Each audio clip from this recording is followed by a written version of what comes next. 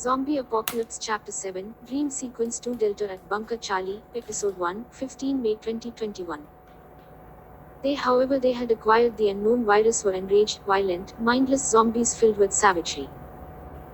Whatever had happened to them, whether they were byproducts of a biohazard experiment gone wrong or they had breathed in too much toxic air, had caused them to kill and devour any living thing they came across, including humans. We designated them as afflicted things. These afflicted things commonly bit and tore into the flesh of their victims. Usually once afflicted things had gotten their blade-sharp teeth into their victims, there wasn't much left.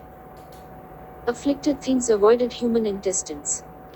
I wondered, were these the same creatures responsible for the carnage at Bunker Charlie? We were to clear out an airport that was infested with them, a major campaign spearheaded by the bigwigs at UN headquarters codenamed Wipe 'em Clean. I was attached to a squad of 6 medics and RWO combat soldiers who functioned as guards. My partner, a guy from Hong Kong, standing 7 feet 3 inches and weighing 290 pounds, total muscle, was Lung Chi-chung, a former member of Hong Kong SWAT. He wanted us to call him the Red Communist Chinese Killer, but we called him HK Guy instead.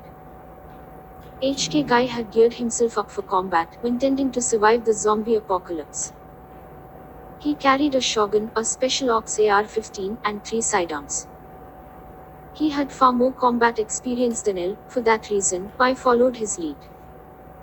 3 combat squads went into the entrance of Terminal 1 to clear out the afflicted things.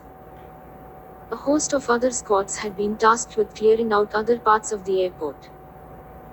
The UNHQ bigwigs wanted International Airport in Seoul cleared of afflicted things so that airport could function once again. The medic squad was 25 meters from the third squad. Thus far, nothing drastic had happened. The lead medic's radio was filled with shouts and screams, accompanied by a horrible uproar of agony and distress. Firefights erupted as all the other squads cleared every part of the airport. It sounded as if our guys were taking some heavy hits. Repeated requests for immediate evacuation and medical assistance were heard from almost every other squad clearing the airport, accompanied by pandemonium amid the firefights. All 6 medics were veterans of this type of conflict. The screaming didn't affect them. Their backpacks were twice their body weight. Each carried a sidearm M9. HK Guy was in front, the 6 medics were in the middle, and I was covering the rear. The leader of the third squad spoke into the radio, doing a check with the lead medic. Doc, radio check. The lead medic responded, 25 meters behind, all go. Suddenly, loud firefighting erupted, so communication with that person went out. The lead medic warned others with her stare. HK Guy checked the tracking device to ensure that we weren't farther than 25 meters behind the last combat squad. He said, we're at 26 meters. Follow me. We turned a corner, where HK Guy paused with his weapon pointed forward. The firefights continued. The afflicted things screamed when the bullets ripped them apart. The leader of the first squad placed a distress call to our medics. The lead medic said, on our way. With HK Guy at the front, we rushed over there, running past the third and second squads, who were maintaining their defensive positions. None of them needed medical attention at the time. At the next corner, the entrance to the hallway, body parts of the afflicted things littered the ground, along with acid blood. The vast majority of the fallen afflicted things had died from being shot in the head. We'd been given strict orders to shoot the afflicted things in the head. There were about 50 of those things with their heads either shot off or shot into pieces. Their bodies were naked. Their fronts were marked by very large veins. Between that and the bullet holes, it was hard not to vomit. The afflicted thing's thick blood was also abnormal, extremely dark red and thick like glue, accompanied by the strong acidic smells of some unknown chemical. I was almost sure that these afflicted things and the other afflicted things were the end product of some biohazardous experiment gone amok, or else an experiment that had yielded favorable results to the North Korean mad scientists, as they had hoped. Either way, the 3 combat squads, among others, had been mandated to kill on sights without fail. To be bitten by one of the afflicted things was a guaranteed death. We reached the first squad. One of the soldiers had been bitten in the neck with a large chunk of flesh missing, exposing the veins and fatty tissue.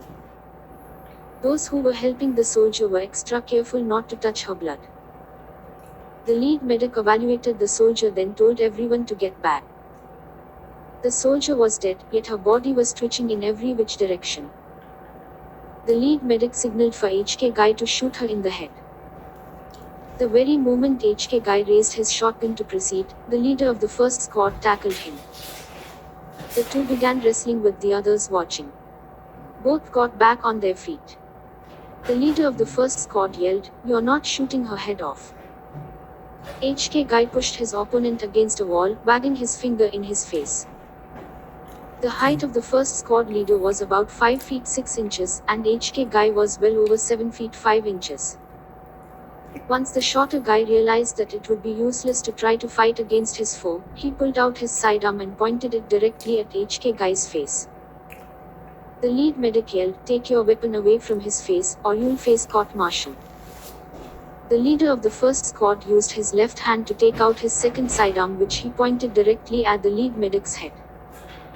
Everyone else stood still and watched. He yelled, "Let's see how you like having your head shot off." The lead medic yelled, "This type of offense will get you hanged." "I don't care," he responded. "No one's going to shoot one of my soldiers' heads off." The lead medic yelled, "Stand down." The leader of the first squad fired one shot above the lead medic's head. His other squad members pointed their weapons at the 8 of us. We pointed our weapons back at them. Had an accidental discharge happened with one side, assuming that the other side had fired first, it would mean a bloodbath. The second and third squads rushed over at the sound of a gunshot. Both squads froze in their tracks with their weapons down. The leader of the second squad yelled, "We're not each other's enemy. Those things are the enemy. All 19 of you, stand down." He yelled.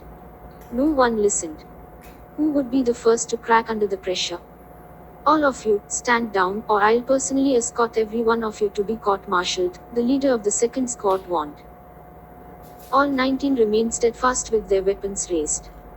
No one yicled yet. Both sides claimed to be in the right. Neither side trusted the other side.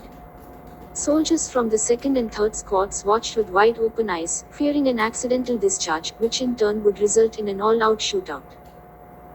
Without warning, the dead soldier's body twitched, although she had been dead for well over 20 minutes and hadn't breathed in 20 minutes either. Our attention shifted to the dead soldier. The dead body twitched more aggressively as it screamed horrifically. Then it went dead again. The twitching ceased. Then its eyes opened wide, and it moaned loudly. Its eyeballs rolled backward. Although its neck was missing a chunk of flesh with the veins ripped out and dangling in the air, the dead body became reanimated. It jerked itself up and became one of them, one of the afflicted things, and its primal need to feed upon warm flesh setting. It prepared to come for us. The leader of the first squad fired the 54 rounds from both sidearms at its head. Brain particles splattered everywhere. Other members of the first squad shot at its neck until it was completely decapitated, then all fire ceased. Everyone obeyed the command to stand down. At once, all 6 medics began performing complete evaluations of the other soldiers. HK Guy and the leader of the first squad sat next to each other in silence, their sweaty heads down. Once the medics had verified that there were no bite marks on any of the soldiers, the lead medic suggested that we all fall back to regroup.